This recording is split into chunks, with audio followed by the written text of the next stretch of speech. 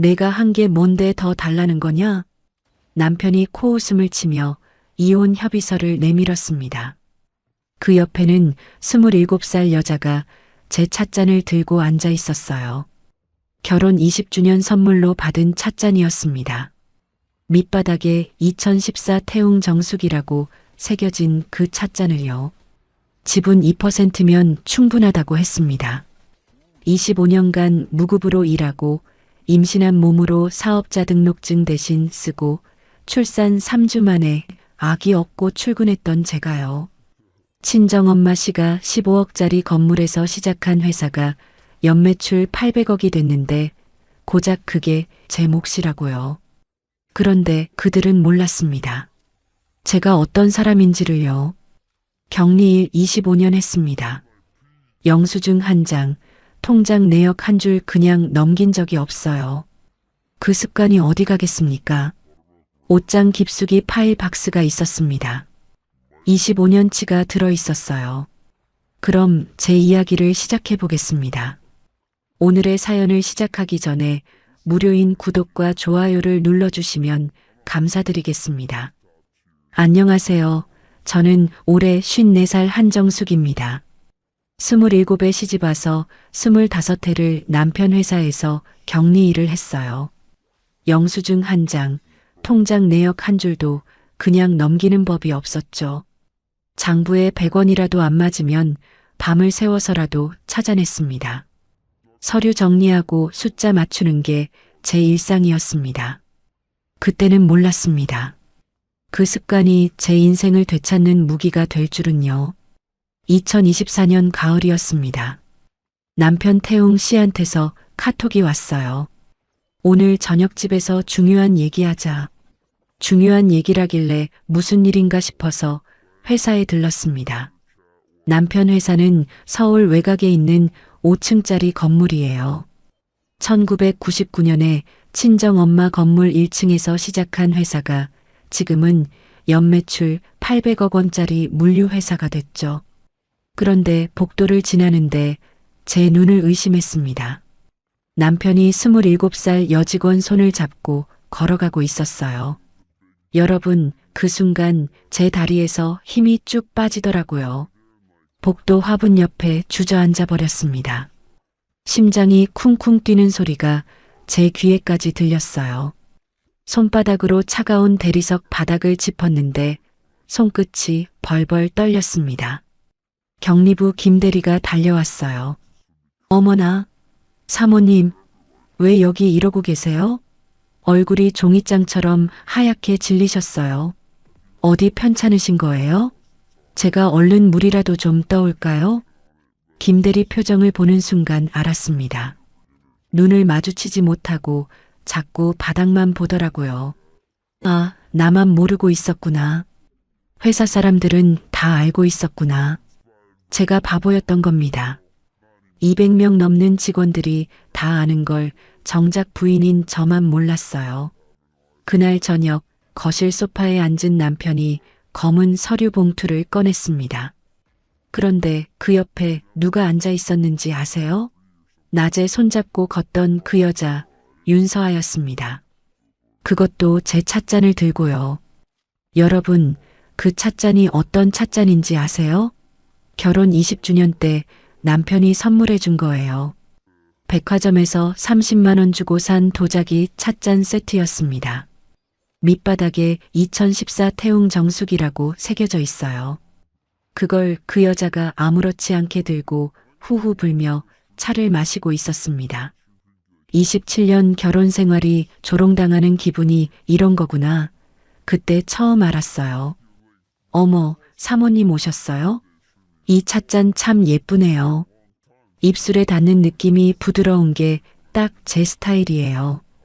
호호, 이거 제가 써도 되죠? 남편이 서류를 탁 내밀었습니다. 정수가, 나 긴 말 안 하마. 우리 이제 그만하자. 이혼해. 여기 협의서랑 재산분할 합의서 다 써놨어. 내가 원하는 게 뭐야? 내가 인심 써서 지분 2% 떼어줄게. 그거 현금으로 바꾸면 한 40억쯤 되니까 늙어서 그 정도면 차고 넘치잖아. 안 그래? 40억이요? 여러분, 제가 뭘 했는지 아세요? 1999년에 남편이 창업할 때 저는 임신 8개월이었습니다. 배가 이만큼 나온 몸으로 세무서에 가서 사업자 등록증 신청서를 대신 썼어요. 남편은 글씨를 못 쓴다고 서류 작성하는 거 어렵다고 저한테 떠넘겼거든요. 출산하고 3주 만에 아기 없고 회사 나갔습니다. 아기가 울면 등에 업은 채로 젖을 물리면서 거래처 전화를 받았어요. 기저귀 갈 시간도 없어서 아기 엉덩이가 빨갛게 짓무르기도 했습니다. 10년을 월급 한 푼 안 받고 일했어요. 거래처 관리, 세금 신고, 직원 월급 계산까지 다 제가 했습니다. 새벽 5시에 일어나서 밤 11시에 퇴근하는 날이 수두룩했어요. 남편이 코웃음을 쳤습니다. 야, 한정숙. 우리 회사가 지금 1년 매출이 800억이야. 800억. 근데 이게 상장도 안 된 회사라 제대로 된 값어치 매기기도 힘들어. 내가 정말 넉넉하게 쳐줘서 40억이라고 한 거다. 내가 이 회사 키우는데 뭐 보탠 게 있다고 더 달라는 거야? 집에서 살림한 거 말고 내가 한 게 뭐가 있어? 그 순간 윤서아가 제 얼굴을 보면서 킥킥거렸습니다. 27살 여자애가요. 손으로 입을 가리고 웃는데 매니큐어 바른 손톱이 번들번들 빛났어요. 사람이 어떻게 그럴 수 있나요? 깔깔깔. 대표님, 사모님이 숫자를 잘 아시니까 욕심이 많으신가 봐요. 40억이면 시장 가서 콩나물 평생 사고도 남을 텐데, 그치? 떨리는 손으로 협의서를 펼쳤습니다. 종이가 바스락거리는 소리가 유난히 크게 들렸어요. 재산분할 항목에 뭐가 적혀 있었는지 아세요? 회사 지분 2%하고 생활비 명목 1억. 그게 다였습니다. 친정엄마 건물은요? 제가 25년간 모아온 거래처 장부는요? 무급으로 일한 세월은요? 단 한 줄도 없었어요. 다음 날 아침 친정엄마 계신 요양원에 갔습니다. 경기도 외곽에 있는 요양원이에요. 버스 타고 1시간 반을 가야 합니다. 엄마는 경도 치매 판정을 받으셨어요. 요양비가 월 380만 원입니다. 1인실 쓰시거든요. 다인실은 엄마가 밤에 잠을 못 주무셔서 어쩔 수가 없었어요. 엄마가 제 손을 꼭 잡으셨습니다. 손이 주름투성이었어요. 뼈만 앙상하게 남은 손이었습니다. 정수가, 우리 큰딸 왔니? 그 건물 말이다. 그거 내 이름으로 딱 해놨지? 그거 절대 뺏기면 안 된다. 내 목숨줄이야. 알았지? 정수가. 차마 대답을 못했습니다. 아직 사위 회사가 쓰고 있다고 그 말이 목구멍에서 안 나왔어요. 엄마 눈을 똑바로 쳐다볼 수가 없었습니다. 요양원을 나서는데 간호사가 불렀어요. 사모님, 잠시만요. 내년 계약 갱신할 때 요양비가 월 380만 원으로 올라요. 상급 병실료가 너무 많이 뛰어서 어쩔 수가 없네요. 미리 준비하셔야 할 것 같아서 말씀드려요. 월 380만 원이면 1년에 4,560만 원입니다. 남편이 준다는 40억으로 몇 년이나 버틸 수 있을까? 그 계산이 머릿속에서 맴돌았어요. 그날 오후 구청에 가서 등기부등본을 떼왔습니다. 여러분, 제 눈을 의심했어요. 엄마 건물 소유권이 2년 전에 남편 회사 법인 명의로 넘어가 있었습니다. 시가 15억 원짜리 상가 건물이에요. 1층에 편의점, 2층에 학원, 3층에 병원이 들어가 있어서 월세만 650만 원씩 나오는 건물입니다. 위임장에 찍힌 도장을 봤는데 그게 엄마가 2년 6개월 전에 분실 신고한 구인감이었어요. 새 인감을 등록한 뒤였는데 어떻게 옛날 도장이 찍혀 있는 겁니까? 누군가 그 도장을 갖고 있다가 위조한 거예요. 제 손이 덜덜 떨렸습니다. 등기부등본 종이가 파르르 떨렸어요. 분노가 치밀어서 남편 사무실로 갔습니다. 회사 로비에 들어서는데 비서실 직원이 저를 막아섰어요. 26살쯤 돼 보이는 젊은 여직원이었습니다. 사모님, 예약은 하셨어요? 지금 대표님 아주 중요한 미팅 중이시거든요. 사모님이라도 예약 없이는 못 들어가세요. 여기 비서실 규칙이라서요. 예약이요? 제가 25년간 이 회사에서 일했는데 예약을 하라고요? 유리문 너머로 남편이랑 윤서아가 나란히 앉아서 웃고 있었습니다. 커피잔을 부딪히며 건배하는 모습이 보였어요. 복도에서 경리부 김 대리를 마주쳤습니다. 김 대리가 주위를 두리번거리더니 목소리를 낮췄어요. 사모님 저 윤서아 씨 말이에요. 6개월 전까지만 해도 계약직이었는데 갑자기 정규직 되더니 대표님 개인 비서로 쏙 들어갔어요.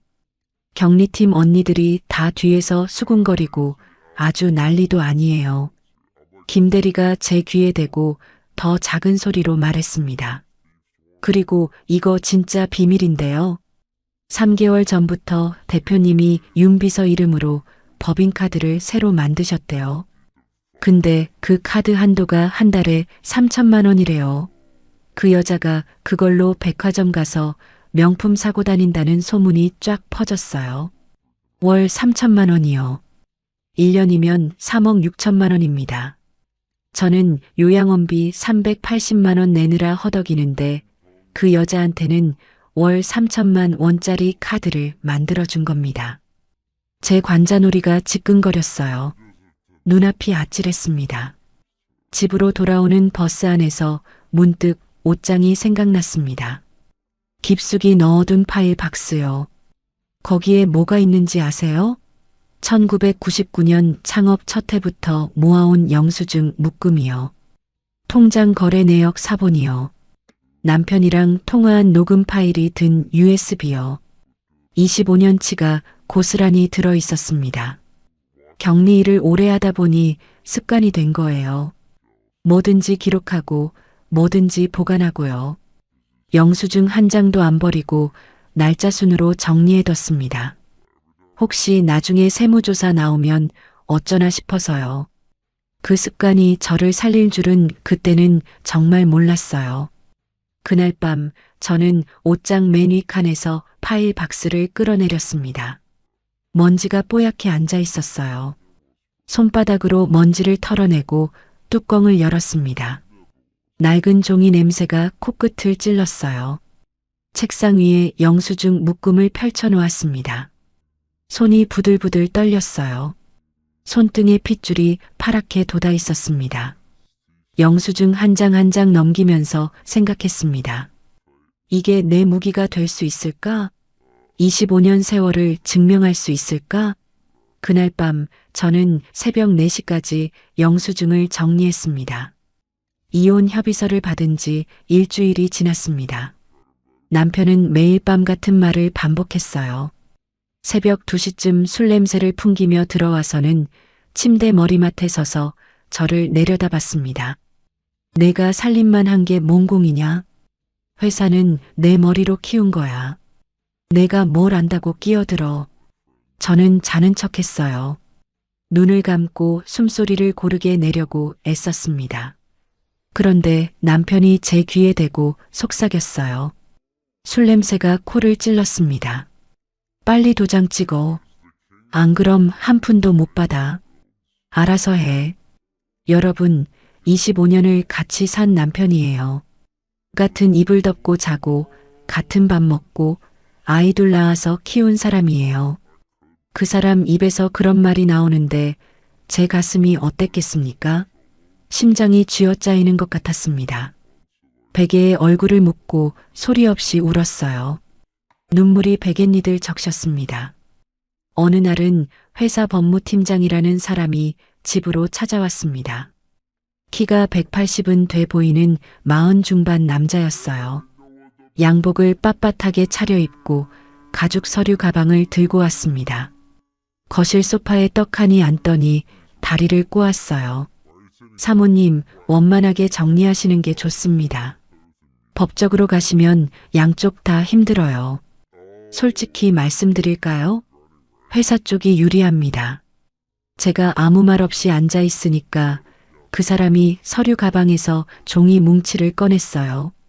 사모님이 뭘 증명하실 수 있겠습니까? 근로계약서 있으세요? 급여 명세서 있으세요? 아무것도 없으시잖아요. 25년간 무급으로 일하셨다고요? 그걸 누가 믿겠습니까? 그 사람이 종이를 탁탁 두드리며 말했습니다. 여기 판례들 보세요. 이런 경우 대부분 회사 측 손을 들어줬습니다. 사모님 연세에 법정 오가시는 거 쉽지 않으실 거예요. 건강도 생각하셔야죠. 저는 손을 무릎 위에 올려놓고 꼭 쥐었습니다. 손톱이 손바닥을 파고들었어요. 아무 말도 못하고 있으니까 그 사람이 명함을 탁 내려놓고 일어섰습니다. 현관문 닫히는 소리가 쿵 울렸어요. 회사 연례 행사가 있던 날이었습니다. 매년 10월에 하는 창립기념 행사예요. 저도 사모님이니까 당연히 참석했죠. 정장을 차려입고 머리도 미용실에서 하고 갔습니다. 미용실비가 8만 원이었어요. 행사장에 들어서는 순간 제자리가 없었습니다. 귀빈석 맨 앞줄에 누가 앉아 있었는지 아세요? 윤서아였어요. 빨간 원피스를 입고 남편 옆에 딱 붙어 앉아서 건배사를 받고 있었습니다. 샴페인 잔을 들고 환하게 웃고 있었어요. 직원들이 저를 보더니 어색하게 눈을 피했습니다. 격리부 막내가 달려왔어요. 아, 사모님 오셨어요? 저기 뒤쪽에 자리가 죄송해요. 앞쪽은 다 찼어요. 25년을 이 회사에서 일했습니다. 새벽 5시에 일어나서 거래처 전화 받고 밤 11시까지 남아서 세금 신고 서류 만들고요. 직원들 월급날 맞춰서 장부 정리하느라 밥도 못 먹은 날이 수두룩했어요. 그런 제가 뒷자리로 밀려난 겁니다. 여러분, 그 수치심이 어땠겠어요? 화장실에 갔다가 젊은 여직원 둘이 수군대는 소리를 들었습니다. 세면대 앞에서 화장을 고치면서 이야기하고 있었어요.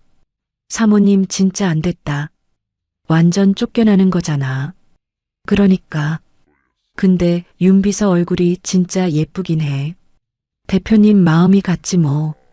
나이 차이가 30살인데. 대단하다 대단해. 칸막이 안에서 숨을 죽였습니다. 입술을 깨물었어요.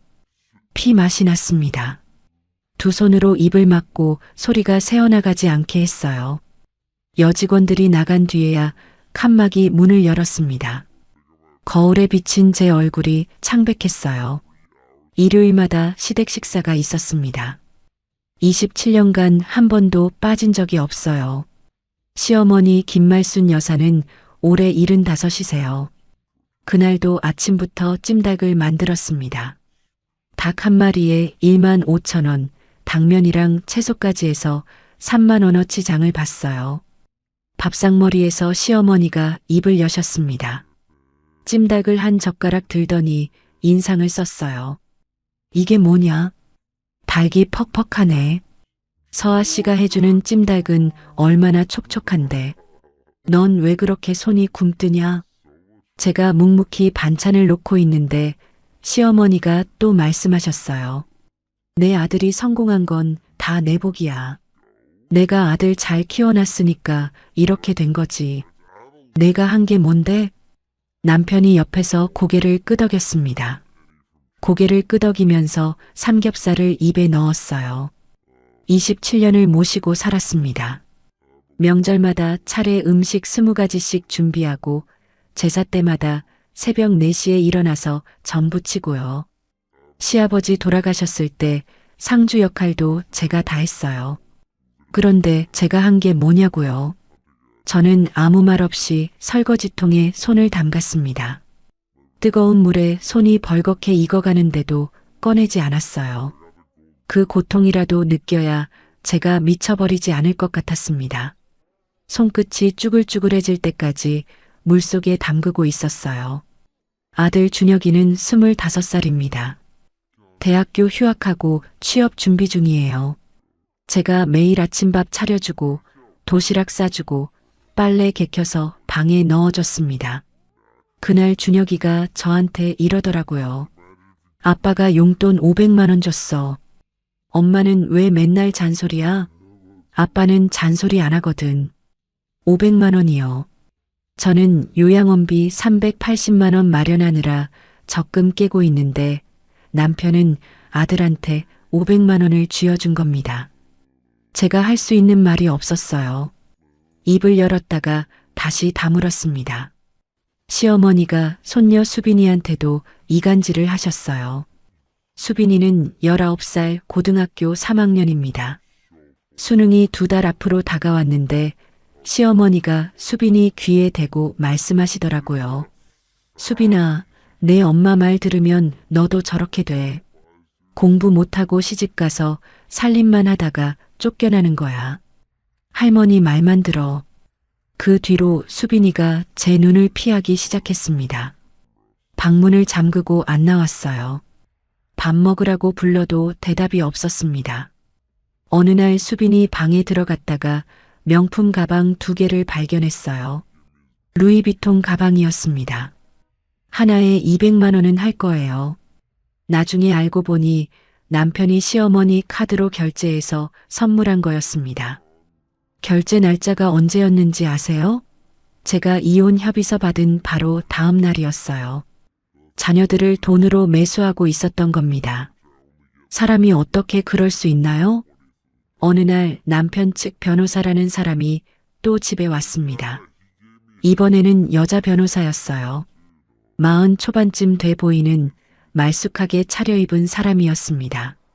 사모님 합의하시면 위자료 5천만 원 더 드리겠습니다. 길게 가면 양쪽 다 피곤해요. 사모님 연세에 법정 오가시는 거 솔직히 힘드시잖아요. 그 사람 양복 주머니에서 서류가 삐죽 나와 있었어요. 제가 힐끗 봤더니 윤서아가 대표로 등재된 신설법인 서류였습니다. 서아 F&B라고 적혀 있었어요. 남편이 그 여자한테 회사까지 차려주려고 했던 겁니다. 그 무렵 요양원에서 고지서가 날아왔습니다. 빨간 글씨로 인쇄된 고지서였어요. 요양비 3개월 870만 원이 연체되었습니다. 이달 내로 납부하지 않으시면 퇴소 조치될 수 있습니다. 남편한테 전화했어요. 손이 떨려서 버튼을 3번이나 잘못 눌렀습니다. 여보, 엄마 요양원비 좀 도와줘. 3개월치가 밀렸어. 870만 원이야. 남편이 뭐라고 했는지 아세요? 네 엄마잖아. 내 엄마야. 내 통장에서 내. 나한테 왜 그래? 그러고는 전화를 뚝 끊어버렸습니다. 그 뒤로 가족카드 사용을 중단시켜버렸어요. 카드 긁으려고 하니까 사용 불가라고 뜨더라고요. 제 통장에 남은 돈이 870만 원이었습니다. 요양원비를 내면 한 푼도 안 남는 거예요. 어느 새벽 잠이 안 와서 거실에 나왔다가 아들 준혁이 휴대폰 화면을 봤습니다. 소파 위에 놓여 있었어요. SNS에 사진이 떠 있었습니다. 파리 에펠탑 앞에서 남편이랑 윤서아가 함께 찍은 사진이요. 둘이 볼을 맞대고 웃고 있었어요. 거기에 뭐라고 써 있었는지 아세요? 우리의 100일을 파리에서라고요. 제가 요양원비 걱정에 잠을 못 자는 동안 남편은 그 여자랑 파리 여행을 다녀온 겁니다. 비행기 상만해도 1인당 300만 원은 할 텐데요. 분노가 치밀어서 남편 서재로 갔습니다. 책상 서랍을 뒤졌어요. 거기서 뭐가 나왔는지 아세요? 윤서아 명의 아파트 계약서요. 서울 강남 아파트였습니다. 매매가 12억 원이었어요. 명품백 영수증 뭉치도 나왔습니다. 샤넬, 에르메스, 루이비통, 한 개에 500만 원, 800만 원짜리들이요. 해외 리조트 결제 내역도 있었어요. 발리, 몰디브, 파리. 전부 회사 법인카드로 결제된 거였습니다. 저는 요양원비 380만 원 마련하느라 친구한테 돈 빌린 국리를 하고 있었는데 남편은 그 여자한테 12억짜리 아파트를 사준 거예요. 눈앞이 캄캄해졌습니다. 서랍을 붙잡고 있는 손이 부들부들 떨렸어요. 그날 밤 저는 옷장에서 파일 박스를 끌어내렸습니다. 25년치 영수증이요. 통장 거래 내역 사본이요. 녹취 파일 목록이요. 책상 위에 쫙 펼쳐놓았습니다. 손이 떨렸어요. 손등의 핏줄이 파랗게 부르르 떨리는 게 보였습니다. 영수증 한 장 한 장 넘기면서 생각했습니다. 이게 내 무기가 될 수 있을까? 25년 세월을 증명할 수 있을까? 그날 밤 저는 새벽 5시까지 잠을 이루지 못했습니다. 영수증 정리를 시작한 지 3주가 지났습니다. 매일 밤 아이들이 잠든 뒤에 책상 앞에 앉았어요. 1999년부터 2024년까지 25년치 서류를 연도별로 분류했습니다. 영수증만 해도 수천 장이었어요. 손가락 끝이 종이에 베어서 반창고를 4개나 붙였습니다. 새벽 3시, 4시까지 정리하다가 겨우 눈을 붙이는 날이 이어졌어요. 어느 날 동네 법무사 사무실에 갔습니다. 친정엄마 건물명의 이전 서류를 분석해달라고 맡겼거든요. 수수료가 15만 원이었어요. 법무사 선생님이 서류를 보더니 고개를 갸웃거렸습니다. 사모님, 이거 이상하네요. 위임장에 찍힌 도장이요. 뭐가 이상한데요? 법무사가 돋보기로 도장을 들여다봤어요. 이 인감이 2년 6개월 전에 분실 신고된 거거든요. 어머님이 새 인감을 등록하셨는데 왜 옛날 도장이 찍혀 있죠? 가슴이 덜컥 내려앉았습니다. 그러니까 누군가 엄마의 옛날 도장을 갖고 있다가 위조한 거예요. 엄마는 그때 이미 치매 초기 증상이 있었습니다. 날짜도 헷갈리고 사람 이름도 가물가물해 하셨어요. 그 틈을 노린 겁니다. 집에 돌아오자마자 친정집 창고로 갔습니다. 아버지가 돌아가시기 전에 정리해 두신 서류철이 있거든요. 먼지 쌓인 박스를 열었어요. 곰팡내가 코를 찔렀습니다. 손으로 먼지를 털어내며 서류를 뒤졌어요.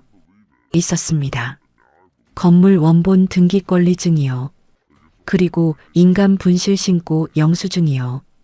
아버지가 깔끔하게 클리어 파일에 넣어두셨어요. 날짜가 선명하게 찍혀 있었습니다. 2022년 3월 15일. 엄마가 새 인감을 등록한 날이에요. 그런데 건물명의 이전 위임장에는 2022년 8월 날짜가 찍혀 있었습니다. 분실 신고하고 5개월이나 지난 뒤에 옛날 도장을 썼다는 거예요. 이건 명백한 문서 위조였습니다. 손에 든 서류가 파르르 떨렸어요. 이게 증거가 될 수 있겠구나. 그 생각에 심장이 두근거렸습니다. 이 사실을 따지러 남편 회사에 갔습니다. 그날따라 날씨가 흐렸어요. 회사 로비에 들어서는데 윤서아가 먼저 저를 발견했습니다. 빨간 립스틱을 바르고 흰 블라우스를 입고 있었어요. 하이힐 굽소리를 딱딱 내며 다가왔습니다. 어머, 사모님 아니 전 사모님? 여긴 웬일이세요? 제가 대답하기도 전에 윤서아가 경비원을 불렀어요. 박 기사님, 이분 출입 막아주세요. 대표님 지시예요. 경비원 박 씨가 달려왔습니다. 10년 넘게 근무한 분이에요. 명절마다 떡값 10만 원씩 챙겨드렸습니다. 추석에는 한우 세트도 보내드렸어요. 그분이 미안한 표정으로 제 앞에 섰습니다. 사모님 죄송합니다. 위에서 지시가 내려왔어요. 저도 어쩔 수가 없습니다. 윤서아가 킥킥 웃었어요. 이제 그만 오시면 안 돼요? 민망하잖아요. 사모님이 여기 오시면 직원들이 불편해해요. 제가 25년간 일한 회사입니다. 새벽같이 나와서 거래처 전화 받고 밤늦게까지 남아서 장부 정리하던 곳이에요. 그런데 27살 여자애한테 쫓겨나는 겁니다. 얼굴이 화끈거렸어요. 수치심에 눈앞이 아찔했습니다. 분노를 참고 변호사 사무실을 찾아갔습니다. 인터넷에서 검색해서 찾은 이혼 전문 변호사였어요.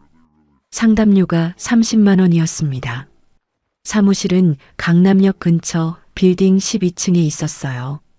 변호사가 서류를 훑어보더니 한숨을 쉬었습니다. 증거가 있어도 상대가 대기업이면 오래 걸립니다. 최소 23년은 각오하세요. 23년이요? 네. 그리고 착수금이 3천만 원입니다. 성공 보수까지 합치면 최소 1억은 드실 거예요. 1억이요. 제 통장에 남은 돈이 얼마인지 아세요? 요양원비 내고 남은 게 50만 원도 안 됐습니다. 변호사 사무실을 나오는데 다리에 힘이 풀렸어요. 법률 서비스도 돈 있는 사람 편이구나. 그 생각에 씁쓸했습니다. 그 무렵 요양원에서 전화가 왔습니다. 휴대폰이 울리는 순간 심장이 철렁했어요. 사모님, 어머님이 쓰러지셨어요. 지금 응급실로 이송 중입니다. 택시를 잡아 타고 병원으로 달려갔습니다. 택시비가 3만 2천 원 나왔어요. 응급실에 도착하니까 엄마가 산소호흡기를 끼고 누워 계셨습니다. 얼굴이 새하얗게 질려 있었어요. 의사가 저를 불렀습니다. 뇌경색 초기입니다. 다행히 골든타임 안에 오셔서 큰 문제는 없지만 한 달 이상 입원이 필요해요. 입원비가 얼마나 나올까요? 예상 비용이요. 2,500만 원 정도 보시면 됩니다. 2,500만 원이요. 눈앞이 캄캄해졌습니다. 원무과에서 보증금 500만 원을 먼저 내라고 했어요. 통장에 남은 돈이 50만 원도 안 되는데 어떻게 합니까? 대학 동창 미영이한테 전화했습니다. 미영이는 제가 아는 사람 중에 유일하게 돈 얘기를 할 수 있는 친구예요. 미영아, 나 급하게 돈 좀 빌려야 하는데 500만 원만. 무슨 일이야? 괜찮아? 엄마가 쓰러지셨어. 보증금 내야 하는데 통장에 돈이 없어. 미영이가 바로 계좌로 500만 원을 보내줬습니다. 아무 말 없이요. 그 돈으로 겨우 보증금을 냈어요. 입원 수속을 마치고 복도에 나오니까 다리가 풀려서 주저앉아 버렸습니다. 남편한테 연락했습니다. 손이 떨려서 버튼을 제대로 못 눌렀어요. 여보, 엄마가 쓰러지셨어. 뇌경색이래. 입원비가 2,500만 원이야. 좀 도와줘. 남편이 뭐라고 했는지 아세요? 문자가 딱 한 줄 왔어요. 네 엄마야, 내 엄마야. 내가 도장만 찍으면 합의금 주겠다니까 그걸로 해. 여러분, 그 문자를 보는 순간 제 손이 어땠겠습니까? 휴대폰을 쥔 손이 부들부들 떨렸어요. 병원 복도 벤치에 앉아서 소리 없이 울었습니다. 지나가던 간호사가 괜찮으세요? 하고 물었는데 대답을 못했어요. 며칠 뒤 아들 준혁이가 병원에 왔습니다. 엄마 병문안 온 줄 알았어요. 그런데 준혁이 입에서 나온 말이 뭐였는지 아세요? 엄마 아빠가 서아 이모랑 결혼하면 나 유학 보내준대. 미국으로. 엄마가 왜 고집이야? 서아 이모요? 그 여자를 이모라고 부르고 있었어요. 제가 말문이 막혔습니다. 준혁아, 그게 무슨 소리야? 서아 씨가 누군데 이모야? 아빠가 이모라고 부르래. 엄마도 욕심 좀 버려. 아빠가 다 이룬 건데 왜 반을 달라는 거야? 내 아들이에요. 제가 뱃속에서 10달 품고 전 물려 키우고 새벽마다 도시락 싸주던 아들이에요. 그 아이 입에서 그런 말이 나왔습니다. 다리에서 힘이 빠졌어요. 침대 옆 보호자용 의자에 털썩 주저앉았습니다. 며칠 동안 잠을 못 잤습니다. 엄마 곁에서 간이 침대에 누우면 천장만 보였어요. 이렇게 끝나는 건가? 25년이 이렇게 허무하게 끝나는 건가? 그 생각만 맴돌았습니다. 어느 날 병원 창고를 정리하다가 제 짐 가방에서 대학 졸업 앨범이 나왔어요. 왜 거기 있었는지 모르겠어요. 짐 쌀 때 무심코 넣었나 봅니다. 페이지를 넘기다가 한 얼굴이 눈에 들어왔습니다. 박미영, 법학과 동기였어요. 어렴풋이 기억났습니다. 작년 동창회 단톡방에서 누가 그랬어요. 미영이가 법무사 사무소 연다고요. 근데 제가 돈 빌린 미영이가 그 미영이었어요. 30년 만에 돈 빌리면서 연락한 게 전부였는데 밤 10시에 전화를 걸었습니다. 미영아, 나 정숙이야. 낮에 돈 빌려줘서 고마워. 근데 너 법무사 사무소 한다며? 맞아. 왜? 제가 그동안 있었던 일을 다 털어놨습니다. 남편 외도 이혼 협의서, 친정엄마 건물 명의 이전, 분실된 도장 얘기까지요. 미영이가 한참 듣더니 물었어요. 정수가, 너 혹시 그동안 자료 모아둔 거 있어? 25년치 영수증이랑 녹음 파일이 있어. 통장 거래 내역 사본도 있고 전화기 너머로 미영이가 한숨을 내쉬는 소리가 들렸어요. 근데 그 한숨이 절망의 한숨이 아니었습니다.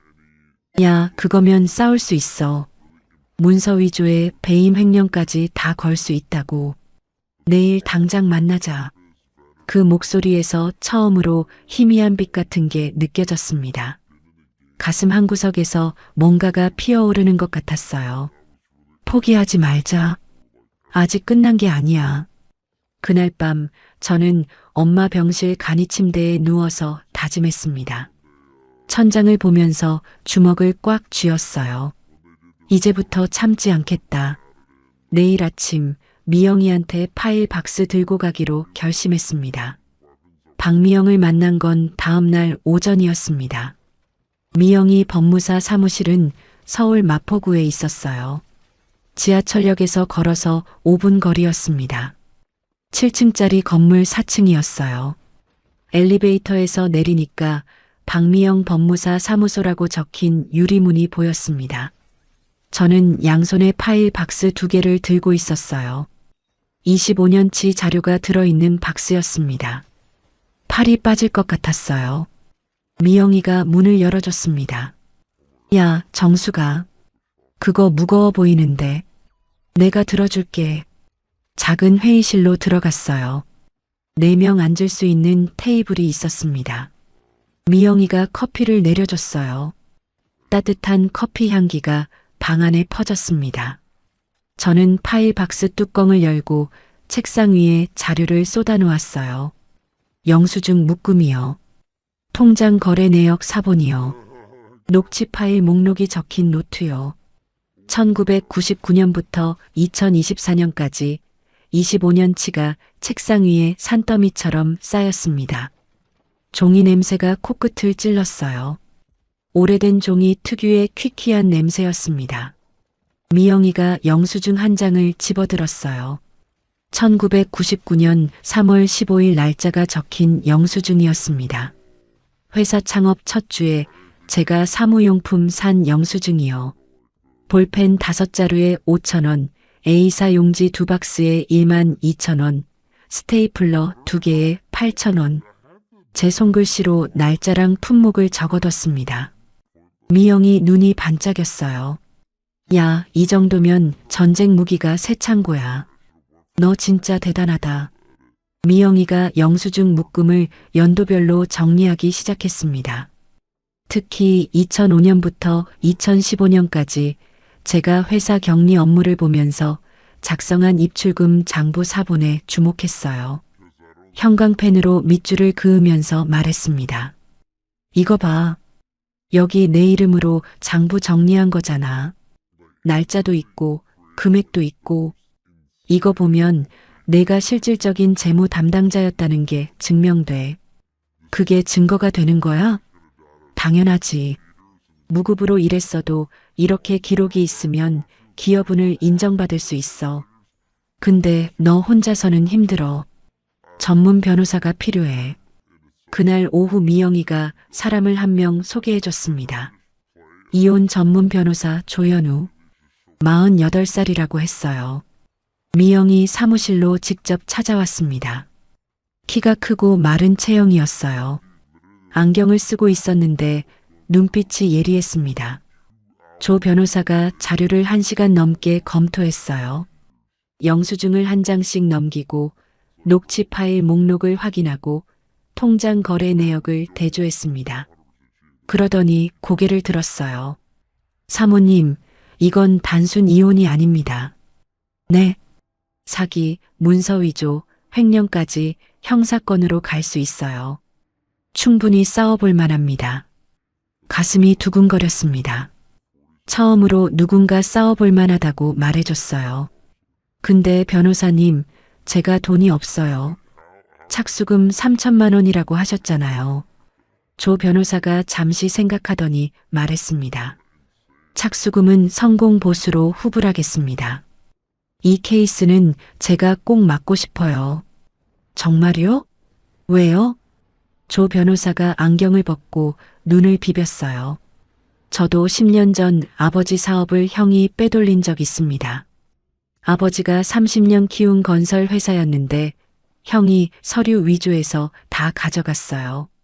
그래서 이런 사건에는 개인적인 사명감이 있습니다.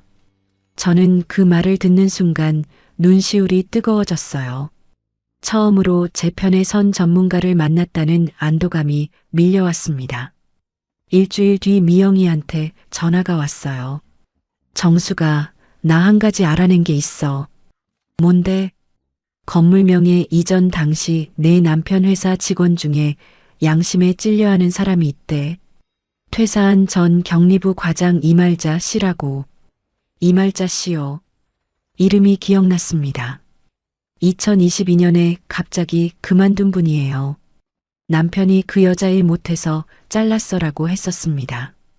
그 사람이 사모님이 연락하면 증언하겠다고 했대. 이말자 씨를 찾아가기 전날 밤 잠이 안 왔어요. 그분이 왜 갑자기 퇴사했는지 계속 생각했습니다. 남편 말대로 일을 못해서 잘린 게 맞을까? 아니면 다른 이유가 있는 걸까? 다음 날 오후 종로의 한 카페에서 이말자 씨를 만났습니다. 52살이라고 하셨어요. 단발머리에 안경을 쓴 분이었습니다. 손이 떨리는 게 보였어요.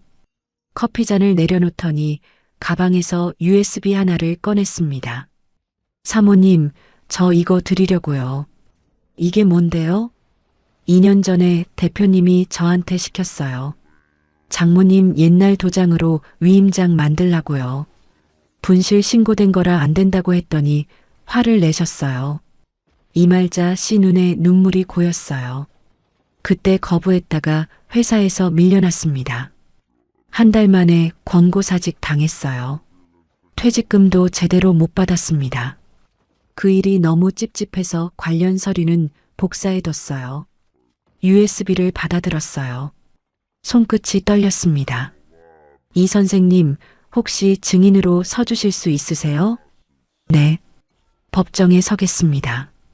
저도 2년 동안 마음이 편하지 않았어요. 조 변호사 사무실에서 회의를 했습니다. 조 변호사, 미영이, 저 셋이서요. 조 변호사가 전략을 설명했어요. 국세청 탈세 제보와 검찰 고발을 동시에 준비합시다. 양동작전이에요. 양동작전이요? 네. 일단 국세청에 제보부터 넣어둡니다. 세무조사까지 몇 달 걸리거든요. 그 사이에 다른 증거도 보강하고 검찰 고발장도 준비하는 겁니다. 미영이가 고개를 끄덕였어요. 타이밍이 중요하겠네. 맞아요. 세무조사 통지가 나가면 그때 검찰 고발장을 접수하는 겁니다. 양쪽에서 동시에 치면 버티기 힘들어요. 조 변호사가 노트북을 열었어요.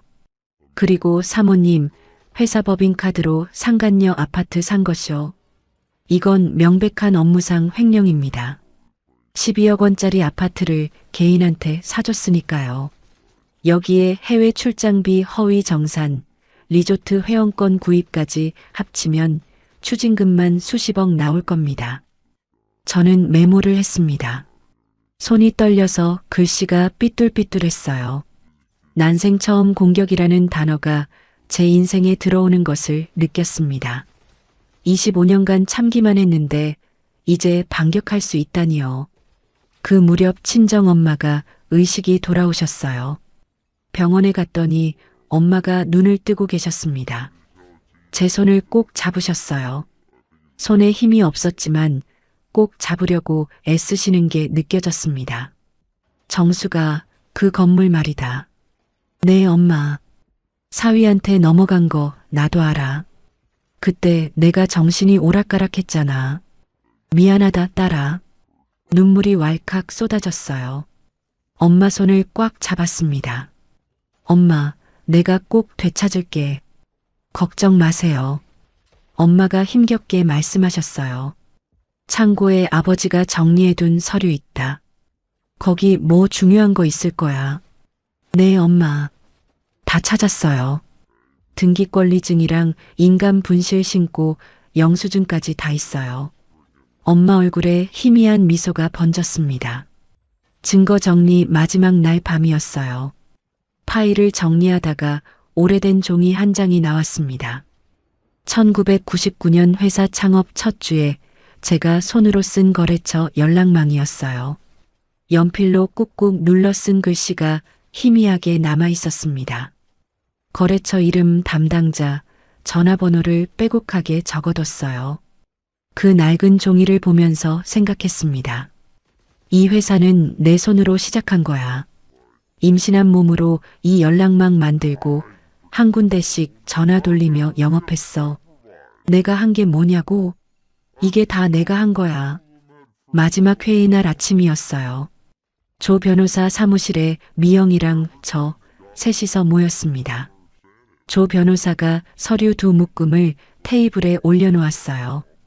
이게 국세청 제보서고요. 이게 검찰 고발장입니다. 언제 접수해요? 국세청 제보는 오늘 접수합니다. 검찰 고발은 세무조사 통지가 나간 후 타이밍 맞춰서 넣을 거예요. 제 경험상 4개월 정도 걸립니다. 미영이가 제 손을 잡았어요. 정수가 이제 시작이야. 우리가 옆에 있을게. 그날 오후 저는 국세청 민원실에 갔습니다.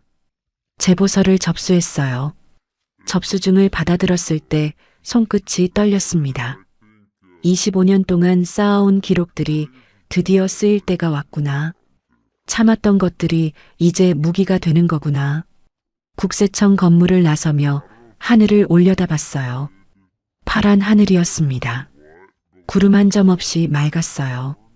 가슴속에서 뭔가 벅차오르는 게 느껴졌습니다. 국세청에 제보서를 접수한 지 4개월이 지났습니다. 그 사이 저는 매일 엄마 병원을 오가며 지냈어요. 아침 7시에 일어나서 죽을 끓이고 버스 타고 1시간 반을 달려 병원에 갔습니다. 엄마 기저귀 갈아드리고 몸 닦아드리고 점심 먹여드리고요. 기저귀 한 팩에 23,000원이에요. 일주일에 3팩씩 썼으니까 한 달이면 기저귀 값만 27만 6천원이었습니다. 저녁 8시쯤 집에 돌아오면 파김치가 됐어요. 어느 날 조 변호사한테 전화가 왔습니다. 사모님, 국세청에서 세무조사 통지서 발송했답니다. 심장이 쿵 뛰었어요. 드디어 시작이구나. 이제 검찰 고발장도 접수합니다. 양쪽에서 동시에 들어가는 거예요. 그날 저녁 뉴스를 봤습니다. 경제 뉴스 코너였어요. 앵커가 심각한 표정으로 말했습니다. 물류 대기업 S사에 국세청 세무조사가 착수됐습니다. 대표의 비자금 의혹이 제기된 상황인데요. 화면에 남편 회사 건물이 나왔어요. 제가 25년간 출퇴근했던 그 건물이요. 기자가 마이크를 들고 서 있었습니다. 업계에서는 대표의 개인 비용을 법인카드로 결제한 정황이 있다는 소문이 돌고 있습니다. 그 뉴스가 나간 뒤 회사 주가가 8% 하락했대요. 미영이가 문자를 보내왔습니다. 정수가 뉴스 봤어? 주가 8% 빠졌대. 시작이다. 처음으로 제 행동이 현실에 영향을 미치는 것을 봤습니다. 25년간 참기만 하던 제가 뭔가를 바꾸고 있었어요. 손바닥에 땀이 났습니다. 검찰 고발장 접수하고 2주 뒤 남편 측 변호사한테 연락이 왔습니다. 재산분할 조건 재협의하고 싶습니다. 만나서 얘기하시죠. 드디어 움직이는구나. 조 변호사가 예상한 대로였어요. 협상 장소는 강남에 있는 호텔 비즈니스 센터였습니다. 20층에 있는 회의실이었어요. 창문으로 서울 시내가 내려다 보였습니다. 저는 조 변호사랑 미영이랑 셋이서 갔어요. 남편은 변호사 2명을 데리고 왔습니다. 회의실 문을 열고 들어가는데 남편이 먼저 앉아 있었어요. 4개월 만에 보는 얼굴이었습니다. 살이 빠져 있었어요. 광대뼈가 튀어나오고 눈 밑에 다크서클이 짙었습니다. 양복이 헐렁해 보였어요. 예전에는 딱 맞았던 양복이었거든요. 남편이 저를 보더니 고개를 떨궜습니다. 눈을 마주치지 못했어요. 처음으로 내 눈을 피하는구나. 그 생각이 들었습니다. 남편이 입을 열었어요. 목소리가 작았습니다. 정수가 좀 과했다. 다시 얘기하자. 제가 대답하기 전에 조 변호사가 서류 가방을 열었어요. 준비해간 문서 위조 증거랑 횡령 내역 요약본을 테이블 위에 펼쳤습니다. A사 용지로 20장이 넘었어요. 이게 뭐냐 하면요. 조 변호사가 서류를 한 장씩 집어들었습니다. 장모님 건물명에 이전할 때 쓴 위임장입니다. 여기 찍힌 도장이 분실 신고된 구인감이에요. 문서 위조 증거입니다. 남편 얼굴이 굳었어요. 이건 법인카드 사용 내역입니다. 윤서아 씨명의 아파트 12억 원, 명품백 구입 3,200만 원, 해외여행 경비 4,500만 원. 전부 회사 돈으로 결제하셨더라고요. 남편 측 변호사가 서류를 낚아채듯 집어들었어요. 이건 어디서 난 겁니까? 출처는 말씀드릴 수 없습니다. 중요한 건 이게 다 사실이라는 거죠. 제가 입을 열었습니다. 목소리가 떨리지 않게 애썼어요. 건물 원상 회복, 재산 분할 50%, 위자료 15억. 이게 제 조건입니다. 아니면 형사고발 그대로 진행합니다. 남편 얼굴이 창백하게 변했어요. 입술이 바들바들 떨리는 게 보였습니다. 남편 측 변호사가 고개를 저었어요. 그건 너무 과합니다. 현실적으로 불가능한 조건이에요. 그때 조 변호사가 서류를 한 장 더 꺼냈어요. 이말자 씨의 진술서 사본이었습니다. 이분 기억하시죠? 2022년에 퇴사한 경리부 과장 이말자 씨요. 이분이 법정에서 증언하기로 했습니다. 대표님이 직접 문서 위조를 지시했다고요. 남편 얼굴이 순간적으로 경직됐어요. 눈이 커졌습니다. 이말자 씨의 존재를 까맣게 잊고 있었던 거예요. 남편 손이 테이블 위에서 덜덜 떨렸습니다. 손등에 핏줄이 파랗게 돋아 있었어요. 협상이 평행선을 달렸습니다. 2시간이 넘게 실랑이를 했어요. 남편 측은 건물 30%와 위자료 3억을 제안했고 저는 고개를 저었습니다. 그때 조 변호사 휴대폰이 울렸어요. 잠깐 회의실 밖으로 나갔다가 들어왔습니다. 표정이 달라져 있었어요. 방금 연락 왔는데요. 검찰에서 피고발인 최태웅 출석 요구서 발송했답니다. 남편 얼굴이 하얗게 질렸어요. 남편 측 변호사 둘이 서로 눈짓을 주고받았습니다. 잠깐 밖에 나가서 뭔가 의논하더니 들어왔어요. 건물 소유권 50% 환원, 위자료 8억으로 합의하시죠. 미영이가 제 귀에 대고 속삭였어요. 더 받을 수 있어. 밀어붙여. 저는 고개를 저었습니다. 건물 전체 환원, 위자료 10억, 그리고 윤서아 씨 퇴직 확인서. 이게 제 최종 조건입니다. 남편이 버럭 소리를 질렀어요. 서하는 관계 없잖아. 왜 그 애까지 끌어들여. 제가 남편 눈을 똑바로 쳐다봤습니다. 25년 만에 처음으로 눈을 피하지 않았어요. 회사 법인카드로 12억짜리 아파트 사준 게 관계없다고요? 그게 횡령 아니면 뭔데요? 남편이 입을 다물었습니다. 더 이상 할 말이 없는 거였어요. 결국 남편은 건물 명의 60%를 친정 엄마한테 돌려주기로 했습니다. 위자료 10억 원, 재산분할 성금 15억 원에 합의했어요. 자녀 재산분할금 47억 원은 6개월 내에 분할 지급하기로 했습니다. 윤서아는 그 주에 회사에서 잦은 퇴사 형식으로 쫓겨났어요. 조 변호사가 이행각서도 별도로 받아뒀습니다. 이행 안 하시면 바로 강제집행 들어갑니다. 각오하세요. 합의서에 도장을 찍는 남편의 손이 떨리는 것을 봤습니다. 펜을 쥔 손가락이 파르르 떨렸어요. 25년 전 창업할 때 사업 실패가 두렵다며 제 손을 붙잡던 그 손이었습니다. 그때는 제가 그 손을 잡아줬어요. 이제는 아니었습니다. 회사 로비로 내려왔을 때 윤서아가 서 있었어요. 짐박스를 들고 있었습니다. 저를 보더니 비아냥거렸어요. 잘 됐네요, 사모님. 이기셨네요. 행복하시겠다. 저는 담담하게 대답했습니다. 아직 안 끝났어요. 횡령건은 별도로 갑니다. 윤서아 얼굴이 새하얗게 질렸어요. 입술이 파르르 떨렸습니다. 돌아서서 나가는데 멀리서 경비원 박 씨가 보였어요. 조용히 고개를 숙여 인사했습니다. 저도 고개를 끄덕여 답했어요. 그날 저녁 엄마 병실에 갔습니다. 등기부등본을 프린트해서 가져갔어요. 엄마 손에 쥐어드렸습니다. 엄마, 이거 봐요. 건물 60%가 다시 엄마 이름으로 돌아왔어요. 엄마가 떨리는 손으로 종이를 만졌어요.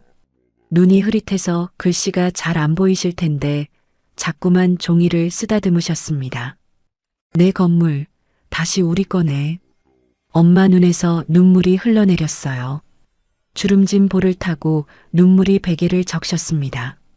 저도 눈물이 났어요. 엄마 손을 꼭 잡았습니다. 병원을 나오는데 조 변호사한테 전화가 왔어요. 사모님, 아직 끝이 아닙니다. 네. 최 대표가 이사회에서 반격을 준비한다는 정보가 있어요. 합의 무효 소송을 준비 중이라고 합니다. 긴장을 풀면 안 돼요. 전화를 끊고 병원 주차장에 서 있었습니다. 3월 저녁이라 바람이 차가웠어요. 코트깃을 세웠습니다. 이건 끝이 아니구나. 또 다른 시작이구나. 하늘에 별이 떠오르고 있었어요. 저는 주먹을 꽉 쥐었습니다. 여기서 무너지면 안 돼. 엄마 건물 다 되찾을 때까지 끝까지 가는 거야. 1차 합의 후 한 달이 지났습니다. 잠깐이라도 숨을 돌릴 수 있을 줄 알았어요. 엄마 병원비 걱정도 덜고 조금은 편해질 줄 알았습니다. 그런데 아니었어요. 지옥은 이제부터였습니다. 어느 날 아침 휴대폰으로 뉴스를 보다가 제 이름을 발견했어요. 경제지 기사였습니다. 제목이 이랬어요. 물류왕 전처, 무리한 요구로 경영위기 초래. 기사 내용을 읽어보니까 남편이 회사 이사회를 소집해서 성명을 발표한 거였어요. 전처의 무리한 요구로 회사가 경영위기에 처했습니다. 주주 여러분께 심려 끼쳐드려 죄송합니다. 여러분, 그 기사를 보는 순간 제 손이 어땠겠습니까? 휴대폰을 쥔 손이 부들부들 떨렸어요.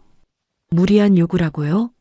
25년간 무급으로 일하고 친정엄마 건물까지 빼앗긴 사람이 제 몫을 찾겠다는 게 무리한 요구라고요? 그 뒤로 상황이 걷잡을 수 없이 커졌습니다. 남편이 홍보 대행사를 고용한 것 같았어요. 인터넷 포털 사이트 뉴스 댓글에 이상한 글들이 조직적으로 달리기 시작했습니다. 물류왕 전처 갑질 실화냐. 남편이 다 읽은 건데 반을 달라고? 키읔키읔. 이혼녀 재산 갈취 수법 디귿디귿. 댓글이 한두 개가 아니었어요. 수백 개씩 달렸습니다. 똑같은 문장이 복사해서 붙여넣기 한 것처럼 반복됐어요. 누가 봐도 조직적으로 움직이는 거였습니다. 며칠 뒤에는 제 개인정보가 인터넷에 퍼지기 시작했어요. 이름, 나이, 사는 동네까지요. 어떤 사이트에는 제 얼굴 사진까지 올라왔습니다. 결혼식 때 찍은 사진이었어요. 27년 전 27살 때 사진이요. 그 사진 밑에 댓글이 달렸어요. 이 여자가 그 갈취녀임 키읔키읔. 재산 뺏으려고 남편 인생 망친 여자. 양심도 없나? 모르는 번호로 문자가 오기 시작했습니다. 한정숙 씨죠? 돈 좀 있으시다며요? 어디 사는지 다 알아요. 조심하세요. 어느 날 저녁 장을 보고 집 앞 골목으로 들어서는데 남자가 한 명 서 있었어요. 30 중반쯤 돼 보이는 남자였습니다. 검은 점퍼를 입고 있었어요. 한정숙 씨 맞죠? 심장이 철렁 내려앉았어요. 누구세요? 돈 좀 있으시다며요? 저도 좀 어려운데. 저는 장바구니를 떨어뜨리고 뛰었습니다. 현관문 비밀번호를 누르는 손이 떨려서 3번이나 틀렸어요. 겨우 문을 열고 들어가서 잠금 장치를 걸었습니다. 심장이 터질 것 같았어요.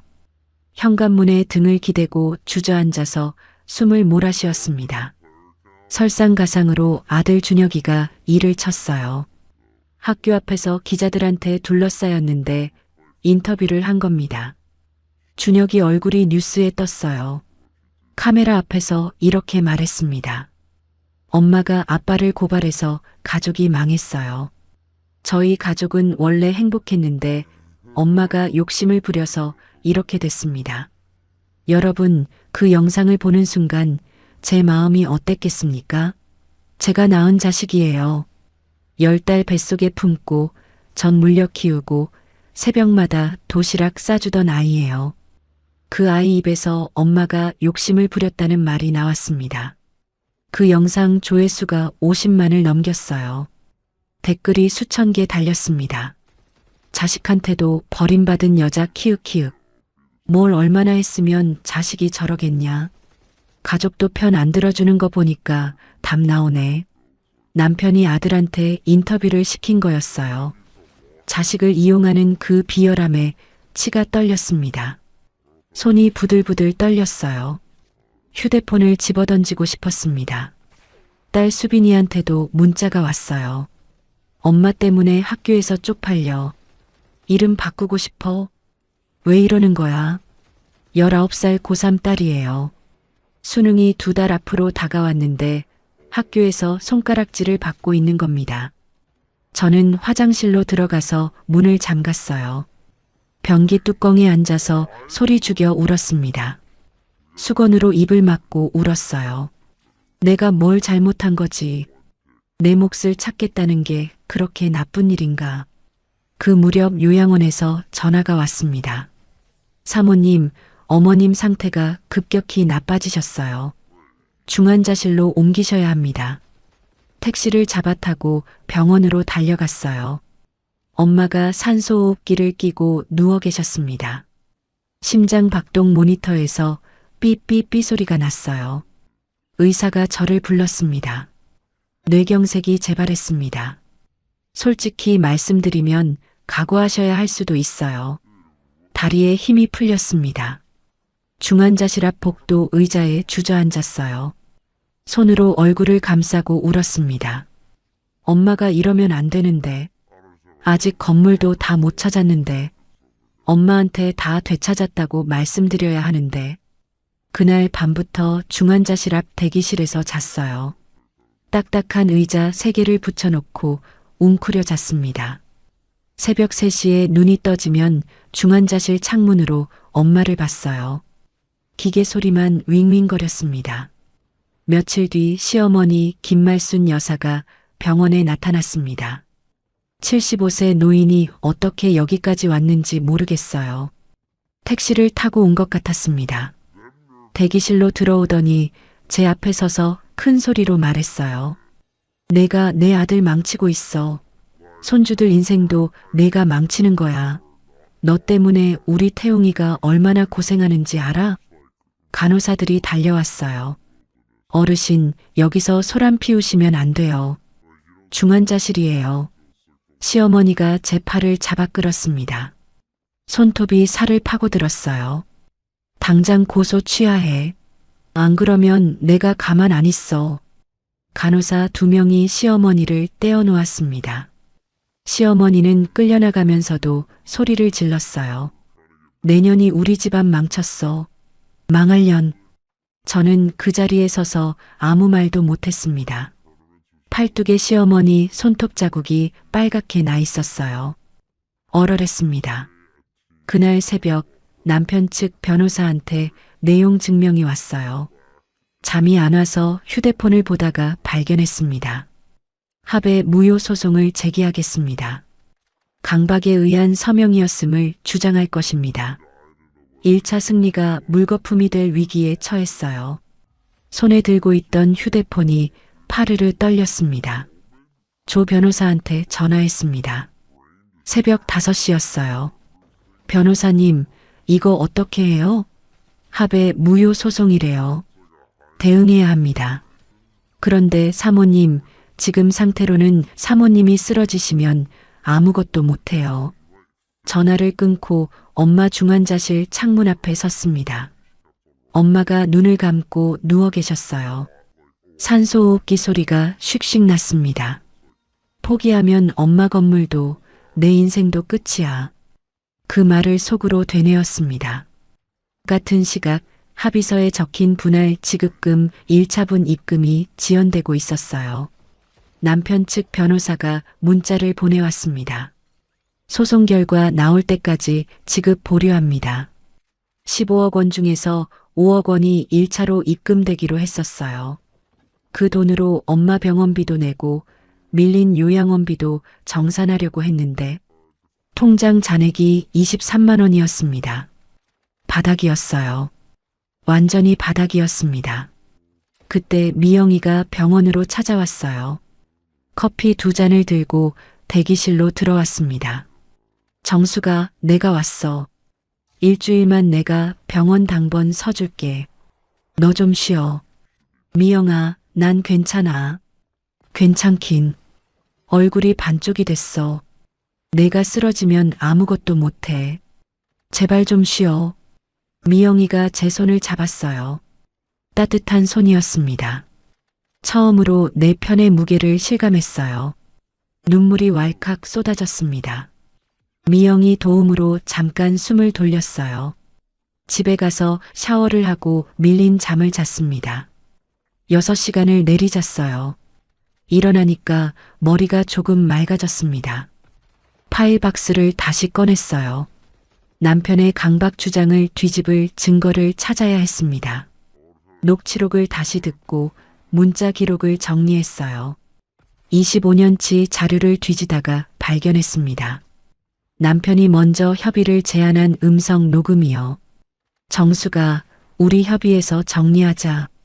내가 조건 맞춰줄게. 이거였어요. 남편이 먼저 협의를 제안했다는 증거요.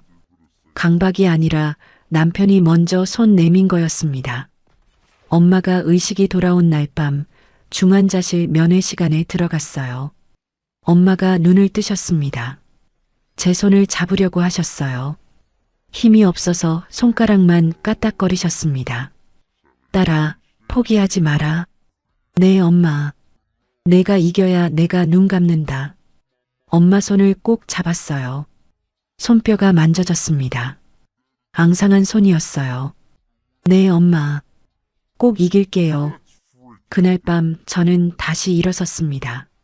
합의 무효 소송 공판이 일주일 앞으로 다가왔습니다. 조 변호사 사무실에서 매일 회의를 했어요. 아침 9시에 출근해서 저녁 8시까지 서류를 검토했습니다. 25년치 자료를 다시 펼쳐놓고 하나하나 확인했어요. 손가락 끝이 종이에 베어서 반창고가 6개나 붙어 있었습니다. 조 변호사가 결정적인 증거를 찾아냈어요. 사모님, 이거 보세요. 노트북 화면에 영상이 떠 있었습니다. 합의 당일 회의실에 설치된 CCTV 영상이었어요. 호텔 비즈니스 센터 측에서 받아낸 거였습니다. 여기 보세요. 합의서 서명하고 나서 최 대표가 뭘 하는지. 화면 속에서 남편이 먼저 손을 내밀었어요. 악수를 청하는 거였습니다. 그리고 입을 열었어요. 영상의 소리가 녹음돼 있었습니다. 이 정도면 괜찮지? 우리 원만하게 정리하자.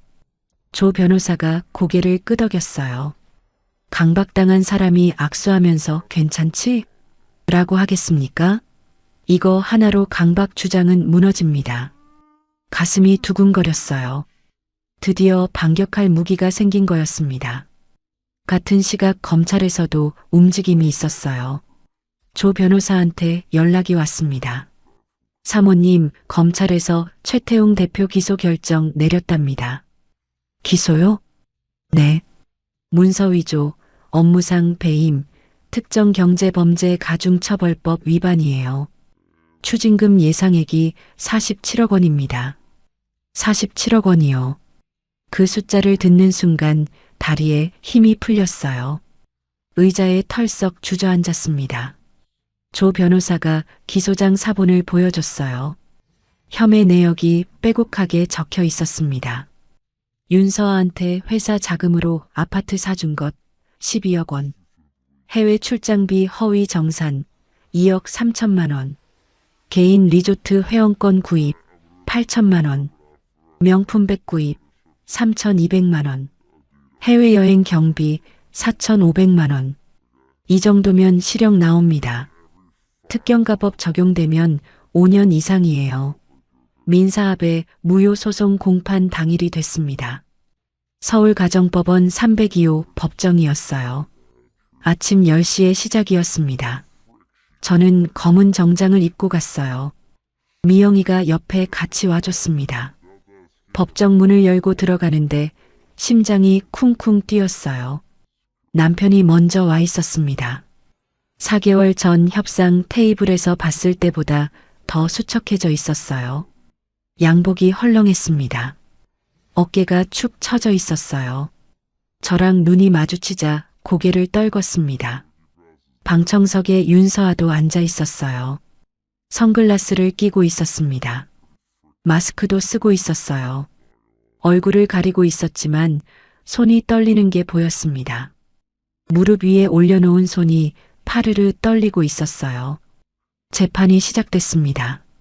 남편 측 변호사가 먼저 주장을 펼쳤어요. 원고 최태웅은 피고 한정숙의 형사 고발 협박에 의해 강박 상태에서 합의서에 서명했습니다. 따라서 해당 합의는 무효입니다. 조 변호사가 일어섰어요. 재판장님, 피고 측 증거 제출하겠습니다. 노트북을 연결해서 CCTV 영상을 틀었어요. 법정에 있는 모든 사람들이 화면을 봤습니다. 남편이 악수를 청하는 장면이 나왔어요. 이 정도면 괜찮지? 라는 목소리가 법정에 울려 퍼졌습니다. 조 변호사가 말했어요. 재판장님, 강박당한 사람이 스스로 악수를 청하면서 괜찮지? 라고 하겠습니까? 원고 측 주장은 사실과 다릅니다. 남편 얼굴이 새하얗게 질렸어요. 입술이 바들바들 떨렸습니다. 남편 측 변호사가 뭔가 반박하려고 했지만 말을 잇지 못했어요. 재판장이 판결문을 읽었습니다. 원고 측 주장을 뒷받침할 증거가 없고 오히려 피고 측 자료가 합의의 정당성을 입증합니다. 따라서 원고의 합의 무효 청구를 기각합니다. 기각이요. 저희가 이긴 거였어요. 다리가 후들후들 떨렸습니다. 미영이가 제 손을 꽉 잡았어요. 이어서 별도로 진행 중이던 재산분할 본안 소송 선고가 있었습니다. 같은 날 오후 2시에 선고가 예정되어 있었어요. 점심을 먹을 수가 없었습니다. 미영이가 김밥을 사왔는데 목구멍으로 넘어가지 않았어요. 물만 조금 마셨습니다. 오후 2시 다시 법정에 들어갔어요. 재판장이 판결문을 펼쳤습니다. 피고 한정숙의 청구를 인용합니다. 원고 최태웅은 피고에게 위자료 18억 원을 지급하고 재산분할금 62억 원을 지급하라. 또한 서울시 마포구 소재 상가 건물의 소유권 전체를 피고의 친정 모친 오순자에게 원상회복하라. 위자료 18억 원, 재산분할 62억 원, 건물 전체 원상회복. 남편이 처음 제안한 게 뭐였는지 기억나세요? 지분 2%, 약 40억 원이었어요. 그것도 많다면서 코웃음 쳤었죠. 지금 판결은 그것의 2배가 넘었습니다. 방청석에서 미영이가 조용히 주먹을 쥐었어요. 조 변호사가 담담하게 고개를 끄덕였습니다. 저는 떨리는 다리를 겨우 지탱하며 판결문을 들었어요. 25년간 쏟은 눈물의 무게가 드디어 인정받은 것 같았습니다. 눈시울이 뜨거워졌어요. 남편 측 변호사가 항소를 예고했습니다. 항소하겠습니다. 하지만 조 변호사가 귓속말로 말해줬어요. 형사 재판이 병행되면서 최 대표 자산이 동결됐습니다. 항소할 여력이 없을 거예요. 예상대로였어요. 일주일 뒤 남편 측에서 항소 포기 통보가 왔습니다. 민사 판결이 그대로 확정됐어요. 법원 로비로 나왔습니다. 기자들이 몰려왔어요. 카메라 플래시가 터졌습니다. 남편이 기자들에게 둘러싸였어요. 대표님, 소감 한 말씀 해주세요. 횡령 혐의에 대해 할 말씀 없으세요? 남편이 고개를 숙인 채 말했어요. 할 말 없습니다. 그 말만 반복했어요. 할 말 없습니다. 할 말 없습니다. 예전에 저한테 내가 한 게 뭔데라고 큰 소리치던 사람이었습니다. 지금은 고개도 못 들고 있었어요. 윤서아가 법원 뒷문으로 도망치듯 빠져나갔어요. 기자 한 명이 쫓아가면서 물었습니다. 윤서아 씨 횡령 공범 혐의에 대해 한 말씀 해주세요. 윤서아가 뛰다시피 해서 택시를 잡아탔어요. 그 모습을 보면서 생각했습니다. 그렇게 당당하던 사람이 이제 쫓기는 신세가 됐구나. 기자 한 명이 제 앞에 마이크를 들이밀었어요. 사모님, 소감이 어떠세요? 제 인생을 되찾았습니다. 그 말만 하고 돌아섰어요. 미영이랑 조 변호사 옆에서 묵묵히 법원을 나섰습니다. 그날 저녁 엄마 중환자실에 갔어요. 면회 시간에 들어가서 판결문 사본을 읽어드렸습니다. 엄마, 건물 다 찾았어요. 전체가 다시 엄마 이름으로 돌아왔어요. 엄마가 희미하게 미소 지으셨어요. 입술이 달싹거렸습니다. 잘했다, 내 딸. 엄마 손을 잡았어요. 손에 힘이 느껴졌습니다. 아까보다 힘이 들어가 있었어요. 엄마가 제 손을 꼭 쥐셨습니다. 민사 판결 확정 3개월 뒤 형사 재판 1심 선고가 있었어요. 검찰이 최태웅한테 징역 5년을 구형했습니다. 법원은 징역 4년을 선고했어요. 윤서아는 징역 2년에 집행유예 3년이 나왔습니다. 남편이 항소했지만 항소심에서도 형량이 유지됐어요. 그대로 수감됐습니다. 회사 이사회에서 최태웅 대표 해임을 만장일치로 결의했어요. 해임 소식을 들은 날 경리부 김 대리한테 문자가 왔습니다. 사모님, 회사가 바뀔 것 같아요. 새 대표 오니까 분위기가 완전 달라졌어요. 오래 기다렸습니다. 저는 옷장에서 파일 박스를 꺼냈어요. 25년간 모아둔 영수증과 녹취록이 담긴 낡은 박스였습니다. 먼지를 털어내고 뚜껑을 열었어요. 1999년 창업 첫 주에 쓴 거래처 연락망이 맨 위에 있었습니다. 연필로 꾹꾹 눌러 쓴 제 글씨가 보였어요. 희미해졌지만 읽을 수 있었습니다. 이 종이 한 장이 25년 뒤에 제 인생을 되찾아 준 거였어요. 기록은 배신하지 않는다.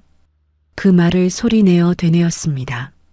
이제야 비로소 제 인생의 주인이 된 기분이었어요. 최종 판결이 확정되고 6개월이 지났습니다.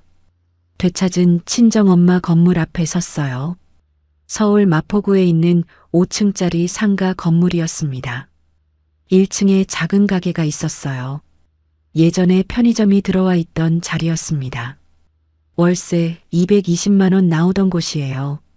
저는 그 자리에 카페를 열기로 했습니다. 간판업자가 왔어요. 어떤 이름으로 할 거냐고 물었습니다. 어머니 다방이요. 어머니 다방요? 네. 그렇게 해주세요. 간판 글씨를 금색으로 했어요. 어머니 다방이라는 네 글자가 햇빛에 반짝였습니다. 간판 비용이 85만 원이었어요. 카페 인테리어는 미영이가 소개해준 젊은 디자이너가 맡았습니다. 29살 여자 디자이너였어요. 제가 원하는 걸 물었습니다. 1970년대 다방 느낌으로 해주세요. 엄마가 젊었을 때 다방에서 아버지 만나셨거든요. 아, 레트로 콘셉트요. 좋아요. 벽지를 연두색으로 했어요. 갈색 원목 테이블을 놓고 빨간 벨벳 의자를 배치했습니다. 한쪽 벽에는 엄마가 신혼 때 쓰던 찻잔 세트를 진열장에 넣어뒀어요. 50년 된 찻잔이었습니다. 금가고 이가 나간 데도 있었지만 그게 더 정감 있었어요. 인테리어 비용이 총 1,800만 원 들었습니다. 위자료로 받은 돈에서 썼어요. 오픈 첫날이었습니다. 아침 7시에 일어나서 카페로 갔어요.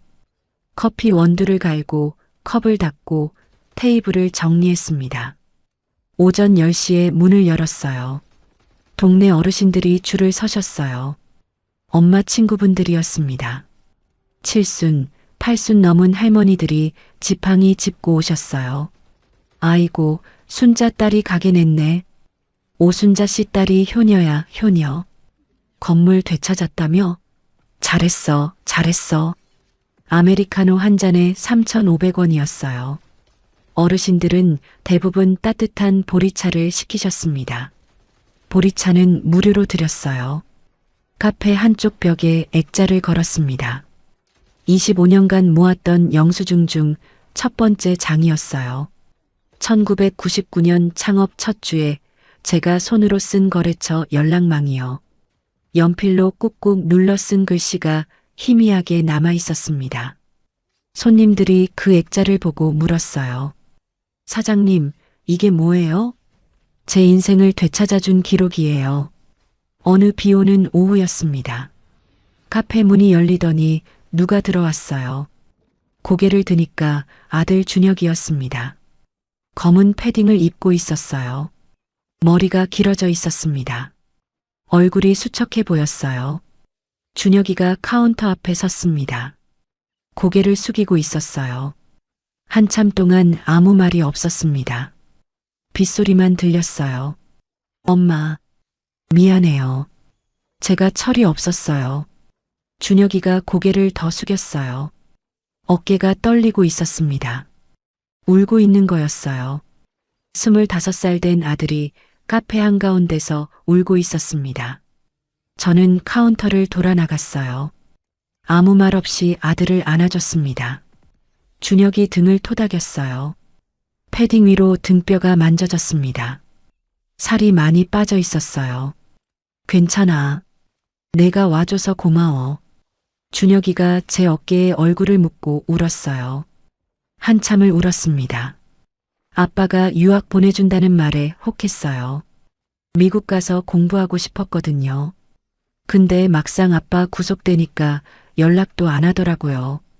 한 통도 안 왔어요. 그랬구나. 그때서야 알았어요. 아빠가 저한테 관심이 있었던 게 아니라 엄마 공격하는데 저를 이용한 거라는 거요. 준혁이를 창가 자리에 앉혔어요. 따뜻한 코코아를 타줬습니다. 마시멜로를 2개 띄워줬어요. 어렸을 때 준혁이가 좋아했거든요. 2주 뒤에는 딸 수빈이도 찾아왔어요. 수능 끝나고 첫 방문이었습니다. 머리를 짧게 잘랐더라고요. 카페 문을 열고 들어오더니 저를 보자마자 울었어요. 엄마 아빠가 나한테 거짓말 많이 했더라. 이제야 알았어. 수빈아, 할머니가 사준 명품백 다 팔아서 엄마 가게 개업 선물 살게요. 저는 수빈이를 안아줬어요. 그냥 내가 온 게 선물이야. 우리 모녀는 카페 창가에 앉아서 해질녘까지 이야기했습니다. 그동안 못 나눈 얘기들이요. 수빈이가 학교에서 얼마나 힘들었는지, 친구들한테 뭐라고 놀림받았는지, 혼자서 얼마나 울었는지 다 들어줬어요. 해가 지고 가로등이 켜질 때까지 앉아 있었습니다. 친정엄마는 재활 치료 끝에 요양원에서 안정을 되찾으셨어요. 중환자실에서 일반 병실로 다시 요양원으로 옮기셨습니다. 주말마다 휠체어를 타고 카페에 오세요. 제가 요양원에서 모셔옵니다. 여기가 내 건물이지? 네, 엄마. 엄마 건물이에요. 엄마가 환하게 웃으세요. 주름진 얼굴에 미소가 번집니다. 카페 안을 둘러보시면서 고개를 끄덕이세요. 저는 엄마한테 따뜻한 보리차를 타드려요. 옛날에 엄마가 저한테 타주시던 그 보리차예요. 보리향이 카페 안에 퍼집니다. 남편 최태웅은 징역 4년을 선고받고 복역 중이에요. 경기도 어딘가에 있는 교도소에 수감됐다고 들었습니다. 면회 간 적 없어요. 갈 생각도 없습니다. 윤서아는 집행유예 선고받고 나서 SNS를 다 폐쇄했어요. 종적을 감췄습니다. 어디서 뭘 하는지 모르겠어요. 알고 싶지도 않습니다. 시어머니 김말순 여사는 아들이 수감된 뒤로 생활비가 끊겼대요. 아들 면회도 안 가신다고 들었습니다. 며느리한테 그렇게 큰 소리 치시던 분이 지금은 어떻게 사시는지 모르겠어요. 어느 날 조 변호사한테 전화가 왔습니다. 사모님, 혹시 책 쓸 생각 없으세요? 출판사에서 연락 왔어요. 책이요? 네. 사모님 이야기를 책으로 내고 싶대요. 비슷한 처지에 있는 분들한테 도움이 될 거라고요. 저는 잠깐 생각했어요. 제 이야기가 누군가에게 힘이 된다면요. 해볼게요. 미영이가 퇴근 후에 카페에 자주 들러요. 아메리카노를 마시면서 수다를 떨어요. 30년 전 대학 시절 얘기도 하고 요즘 사는 얘기도 하고요. 야, 우리 30년 만에 다시 만났는데 이제 자주 보자. 그래, 미영아. 내 덕분에 내가 여기까지 왔어. 미영이가 제 손을 잡았어요. 무슨 소리야? 내가 다 한 거지. 25년 동안 기록 모아둔 거, 그게 다 내가 한 거잖아. 경리부 김대리도 퇴근 후에 카페에 들러요. 아이스 라떼를 시켜요. 사모님 회사에 새 대표 오니까 분위기가 완전 달라졌어요. 옛날 같으면 상상도 못할 일이에요. 이말자 씨도 단골이 됐어요. 일주일에 한 번씩 오세요. 따뜻한 유자차를 드셔요. 사모님 덕분에 저도 5년 묵은 체증이 내려갔어요. 그때 그 일이 얼마나 마음에 걸렸는지 몰라요. 이 선생님이 용기 내주셔서 제가 이긴 거예요. 감사합니다. 우리는 종종 창가 자리에 앉아서 그때 그 시절 이야기를 나눠요. 회사 초창기 때 얘기, 야근하면서 라면 끓여 먹던 얘기, 거래처 사장님들 성격 얘기. 웃으면서 떠들어요. 어느 날 저녁 카페 문을 닫고 건물 옥상에 올라갔어요. 서울 야경이 내려다 보였습니다. 반짝반짝 불빛이 빛나고 있었어요. 바람이 시원했습니다. 봄바람이었어요. 옥상 난간에 기대서서 생각했습니다. 진짜 가족은 피가 아니라 진심이구나. 25년 동안 피부치라고 믿었던 사람들한테 배신당했어요. 남편한테, 시어머니한테, 한때는 자식들한테도요. 그런데 피 한 방울 안 섞인 미영이가, 조 변호사가, 이말자 씨가, 김대리가 제 편이 돼줬어요. 그날 밤 집에 돌아와서 일기장을 폈습니다. 오래된 일기장이에요. 표지가 낡았습니다. 펜을 들고 썼어요. 25년을 참았고 1년을 싸웠고 남은 평생은 나를 위해 살겠다. 펜을 내려놓았습니다. 시계를 보니까 밤 11시였어요. 내일 아침 7시에 카페 문을 열어야 했습니다. 단골 어르신들이 보리차 마시러 오실 거예요. 일찍 자기로 했습니다. 이불을 덮고 누웠어요. 천장을 보면서 생각했습니다. 이제야 제 인생 2막이 시작됐구나. 눈을 감았습니다. 오랜만에 편안하게 잠이 들었어요. 여러분, 27년 세월이 흐르고 나서야 깨달았습니다. 피를 나눴다고 다 가족이 아니라는 것을요. 25년간 무급으로 일하면서도 불평 한마디 안 했습니다. 새벽 5시에 일어나서 밤 11시에 퇴근해도 남편이 잘 되면 그게 곧 우리 가족이 잘 되는 거라고 생각했어요. 명절마다 시어머니 눈치 보면서 전 부치고 아이들 도시락 싸고 요양원비 걱정하면서도 참았습니다. 그게 다 가족을 위한 거라고요. 근데 아니었어요. 진짜 가족은 내 아픔에 같이 울어주는 사람이었습니다. 30년 만에 다시 만난 친구 미영이가 착수금 없이 제 편에 서준 조 변호사가 양심에 찔려 증언해준 이 말자 씨가 진짜 가족이었어요. 지금 제 카페 벽에는 낡은 영수증 한 장이 액자에 걸려 있습니다. 1999년에 제가 손으로 쓴 거래처 연락망이에요. 매일 아침 그 액자를 닦으면서 다짐합니다. 다시는 남을 위해 나를 잃어버리지 않겠다고요. 여러분도 저처럼 바보같이 참기만 하지 마세요. 억울한 일이 있으면 기록하세요. 영수증 한 장, 문자 한 줄이 언젠가 여러분을 지켜줄 겁니다. 나 자신을 가장 먼저 아끼는 법을 배우셔야 해요. 어머니 다방 창가에 앉아서 따뜻한 보리차를 마십니다. 엄마가 젊었을 때 타주시던 그 보리차예요. 보리 향이 코끝을 간지립니다. 창밖으로 봄볕이 들어와요. 참 오래 걸렸지만 이제야 제 인생의 진짜 주인이 된 기분입니다. 혹시 지금 이 순간에도 혼자 소갈이하며 눈물 짓는 분이 계신다면 제 이야기가 작은 위로와 용기가 되었기를 진심으로 바랍니다.